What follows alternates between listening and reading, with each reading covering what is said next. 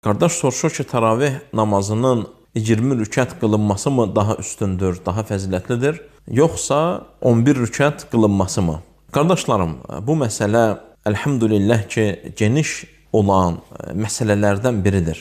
Burada qardaşlarım bir neçə hal və bir neçə məsələ vardır. Təravih namazının 20 rükət də qılınması, 11 rükət də qılınması ilk öncə bilməsi hər bir müsəlmanın lazım olan məsələ budur ki, bu icazəlidir və məsələ genişdir. Çünki Muhammed sallallahu aleyhi və səlləm istər gecə, istər gündüz namazlarının 2-2 olduğu barəsində bizə xəbər verib. Gecə namazları barədə soruşulduğu zaman gecə namazları 2-2-dir və sizdən kim sübhün girəcəyindən qorxarsa, yəni o qədər namaz qılar ki, yəni burada müəyyən bir hədd və müəyyən bir hal qoyulmamışdır. Qapı açıq buraxılmışdır.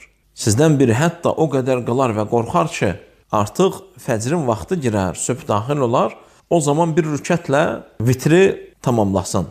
Əgər qardaşlarım burada məsələlərdən insan özü tək qılırsa, Ayşə radiyallahu anhadan gələn səhih hədis budur ki, Muhammed sallallahu aleyhi və səlləm nə Ramazanda, nə də Ramazandan qeyri bir vaxtda 11 rükətdən daha çox qılmazdı. İnsanın tək özü qıldığı zaman və ya öz evində qıldığı zaman, imamlığı özü etdiyi zaman, rükətlərin sayını özü qərarlaşdıra biləcəyi bir haldadırsa, o zaman insanın 11 rükət qılması daha üstündür, daha fəzilətlidir. Amma yox, məsciddə cəmaatla bərabər qılırsa, onun imama sona qədər tabi olaraq neçə rəkət qılsalar, o qədər qılması daha üstündür.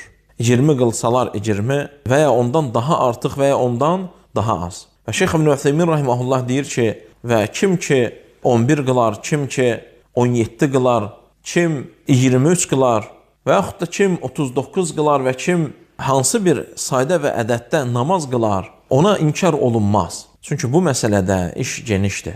Allahın Rasulü gecə namazları 2-2-dir demişdir. Onun üçün biz bunu 2 hissəyə bölür və deyirik ki, əgər namazın sayının və ədədlərinin təyini sənin üzərində və əlində olan bir haldırsa, o zaman 11 rükət qılınması daha üstündür. Yox, cəmaatla, bir toplumla, məsciddə, imamla bərabər qılırsansa, imam nə qədər qılsa, o qədər qılınması daha üstündür.